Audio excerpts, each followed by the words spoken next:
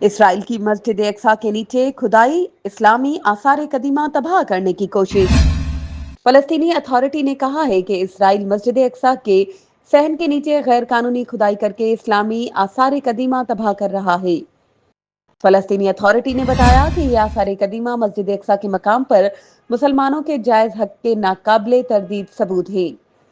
Social media پر جاری video میں کچھ افراد کو مسجد اقصی کے کمپاؤنڈ میں کھدائی کے بعد بڑے پتھر توڑتے دیکھا جا سکتا ہے۔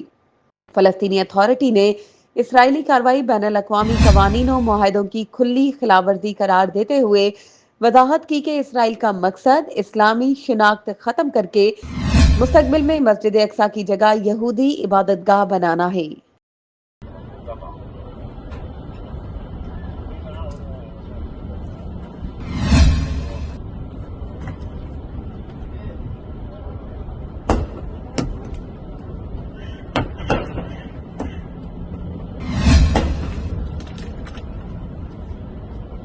مزید خبروں اور اپڈیٹس کے لیے ہمارے چینل کو سبسکرائب کریں اور بیل آئیکن کو پریس کرنا نہ بھولیں۔